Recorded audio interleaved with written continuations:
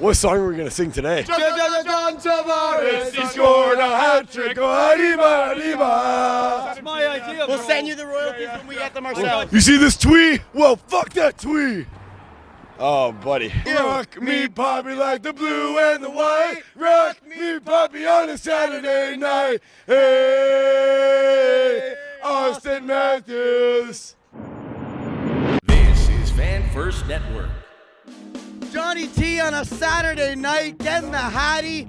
Ooh, Leafs win against the pitiful fucking Buffalo Sabres. What a night. What a Sunday night. Frankie, Crupi, Ryan May, Nicko, Davies-Hall, Hockey Illuminati, if you didn't know. Give us your thoughts, buddy. How do you think it went tonight? Well, I tell you, about 5 minutes into the game, we were ready to go home. Yep.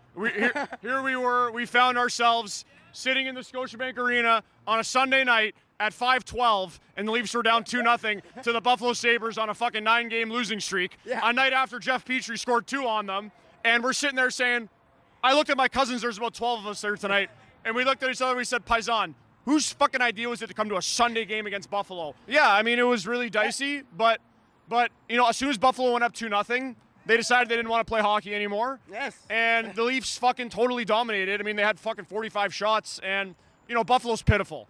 They're pitiful. They're awful. They've been in a 12-year rebuild. They've got another 12 years to go. But you know what? Massive dub.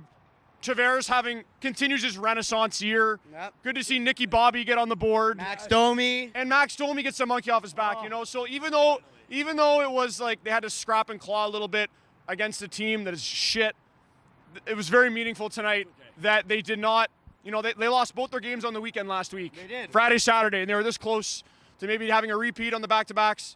Thank fuck they pulled it off. It should have been a banana skin. Like, this is often a banana skin game for the Leafs, especially after, as you mentioned, Ville Husso getting his first win of the season. Like, last night in Detroit, they were awful, and they were much better. It was almost like there was a stretch in the second period where Berube just ripped them a new ass on the bench. They came out, scored 3 goals in 2.5 minutes, maybe one of their best stretches of hockey in the whole season, and they didn't let go. They didn't let up the rest of the game. Foot down to the metal. Nicky Bobby, you're my best friend. Especially tonight. Let's talk about Nicky Bobby. Let's talk about his place on this team. What do you feel? How do you feel about it? So Nicky Bobby, quite arguably the most replaceable player on this Toronto Maple Leafs roster at this very moment. Up there with Reeves and Holmberg. But the way it stands right now, after tonight, I mean, like a little beep in the heart monitor. He's got some life in him, and I'm hoping that continues because I've always given Nick Robertson the benefit of the doubt, and after tonight I might start doing it again because he had a stellar game, wheeling, dealing all night long. That in between the legs pass to fucking Max Domi for his first of the season. Man, gorgeous. Listen, the guy's got skill. There's a reason he's still here. That is the only reason he's still here because he hasn't given us any other reason to believe. But on days like this, you realize that, like, if you get rid of a guy like him, he's going to go to another team and he's going to succeed. Like, that's what's going to happen. Yep. Just a few thoughts from my platinum gold seats that I cruised down to in the second period. You know, Chris Tanev is like, you don't even fucking notice him. Like, honestly, like, at one point I looked at my cousin, I'm like, is Ricky Tiki Tanev even playing tonight? And it's such a beautiful thing. You like that, eh? Ricky Tiki Tanev. Didn't even notice him, and it's like, oh my God, you can't say enough about what this guy's done for the blue line. Calm, cool, collected, beautiful. And Hildeby deserves some credit too. Yep. He looked like a sieve in the first period, but you know, he did what good NHL goalies that stick in this league do, and that's that they find a way to flip the switch in the middle of a game after a tough start. He made some really big saves in the third. He did. Buffalo didn't have that many chances because they're skeef, but the good chances they did have, Hildeby shut the door. Ryan Reeves, like, is just enough's enough with this guy, man. Like I hate to say it because, like, I get it. He's there from an intimidation presence. He's barking at guys. He's throwing some hits, but he's just so fucking slow. And, like, every time he has the puck, he's fumbling it. He doesn't know what he's doing. Like, I don't know. The league it's not the same league anymore. You don't need that guy anymore. Yeah, we were talking about Dennis Hildeby. We've done that. I was a big fan of Dennis Hildeby. I definitely was not a big fan of him at the beginning of the game. I was like, this guy's no better than, like, Curtis McElhinney, career backup coming in. But you know what? He proved me wrong throughout the rest of the game. I don't know how much of an surefire NHL goalie he is. I'm still not sold. It's early in his time, but he is a serviceable backup while Stolarz is out, and hopefully Stolarz is back soon. The team doesn't play the same in front of Joseph Woll and Dennis Hildeby. And do you have a reason for that? I don't know entirely why. It's a mentality thing, right? Like Wool's been incredible this year, and he is a fantastic 1B, but there's no doubt Stoley's the 1A. And, right, like Stoley's the top 5 goalie in the league right now. And the mentality for forwards in defense, when you have a rock in between the pipes, is different. The guys are playing a little looser. They're a little more comfortable, maybe jumping up in the rush, maybe taking some chances. And, it's just a different mentality when you have a gamer in between. Not that Woll isn't, but Stoley is still, he's in a tier above Woolley right now. So, but it's good. Like the Leafs have to learn to win games like this, where they're not going to get bailed out by their goalie, and tonight they didn't, so it was great. No, and honestly, like, it's not like Joseph Woll. It's not like they didn't play poorly in front of Joseph Woll, and like they still. He's clearly a good locker room guy. Like you see, anytime they have the belt pictures, Woll's in there so often in those those belt pictures. What about you? What do you think? Got any thoughts? I mean, I was a big fan of Joseph Woll last season, especially going into the playoffs. I would always prefer him in net over Samsonov, and that was proved in Game 7 when I said I would throw something on my fucking TV if they put Sammy in. They did.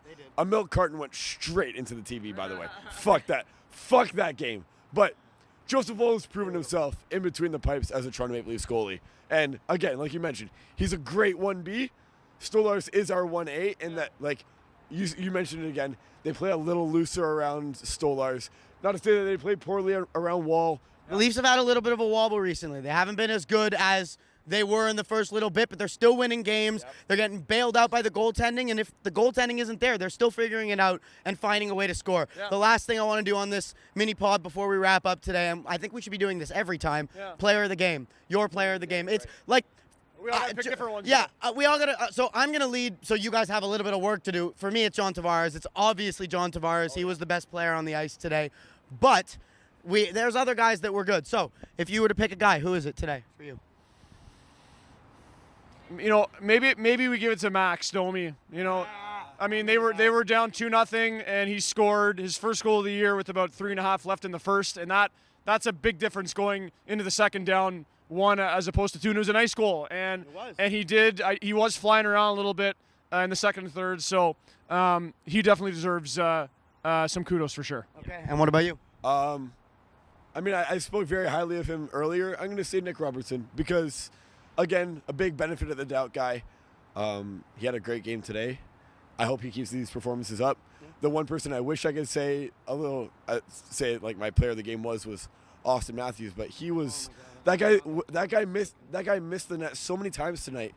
It's disgusting. Like, if the net was like a foot wider and a foot taller, he would have had 8 goals tonight. It's just But I don't know. I don't know what's going on with him right now. I'm not worried about Matthews. Everyone's worried about Matthews talking all like he had a lazy giveaway yesterday. Whatever. He's gonna figure out he's Austin fucking Matthews. That is fine. So that's 3 guys who don't often get a lot of credit. John Tavares, not from Leafs fans. Max Domi, Nick Robertson. 3 good performances. I got nothing left. Anything else you want to say? Parade's back on. It is. You're looking at the parade marshals right here. Right here. Big tilt in Dallas on Wednesday against and the Leafs been playing pretty good hockey against the Western Conference Dogs this year, the top dogs. So, let's go ahead and get 2 more points on Wednesday night. And I hit my parlay tonight. Bengals by 6, Blackhawks in regulation, and Leafs by 2. It was a spicy K, and we're fucking ready to go to Real Sports and have a couple fucking brewskis. Let's go. Do we hit it one more time? John Tavares, John Tavares, he scored a hat trick. Arriba, arriba. There we go. Back check, forecheck, paycheck. Follow Fan First Network. Follow Hockey Illuminati. Get your fucking Nikita Grabenkin t-shirts right here. That's it. We'll see you next time on the post-game mini pod. This is Fan First Network.